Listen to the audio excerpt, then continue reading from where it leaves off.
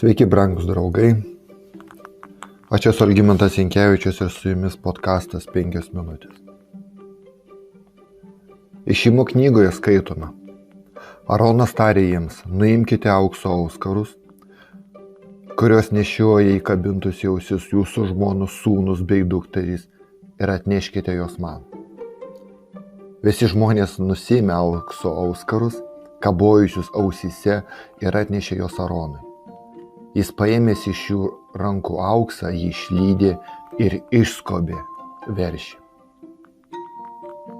Kol Mozė buvo kalnėje ir gavo Dievo įstatymą, žmonės kreipėsi į Aroną. Ši minia buvo pavargusi laukti, kol sugrįš Mozė. Pasirodo, pavargimas laukiant sukuria pagundą. O juk viešpaties reikia laukti, kol jis ateis, kol jis duos atsakymus į maldas, ir laukti, jei visą tai užtrunka, jei jis užtruks.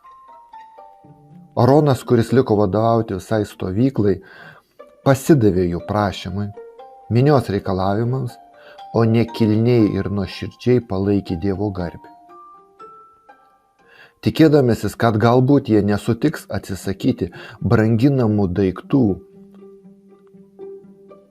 jis paprašė auksinio skarų kabutėse kolekciją. Bet jis klydo dėl šios savo netikros vilties. O vargę žmonės davė tai, ko jis prašė. Ką daryti dabar?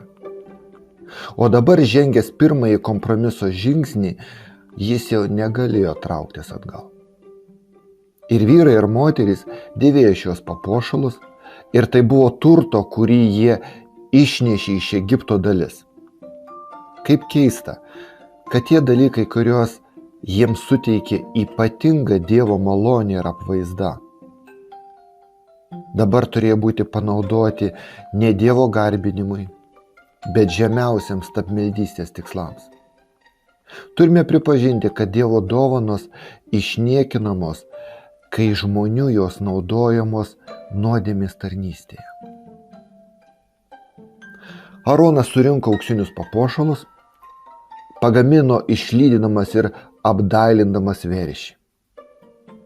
Tada tautos vadai pareiškė: Izraeli, štai tavo Dievas, kuris išvedė tave iš Egipto žemės. Kai Aronas pamatė, kad jo išskobtas veršio atvaizdas patinka žmonėms, jis pastatė altorių prieš stabą ir tarė: rytoj bus Viešpaties šventė. Kitą dieną žmonės pakilo anksti, aukojo deginamąsias atnašas, atnašavo bendravimo aukas, sėdosi valgyti ir gerti, o po to kėlėsi ūžauti. Žmonės gėrė ir vaišinosi, pasidavė linksmybėms ir šokiams, kurie baigėsi gėdingomis orgijomis, žyminčiomis pagonių dievų garbinimu. O tik keliomis dienomis anksčiau šioje vietoje jie girdėjo Viešpaties Dievo balsą kalbėjusi jiems iš ugnies: nedaryk savo atvaizdo. Ir jie patys, žmonės patys, iškilmingai sudarė sandorą su Dievu, sakydami, kad padarys viską, kas nuo jų priklauso. Viską, ką Dievas jiems buvo sakęs, ir jie bus paklusnus.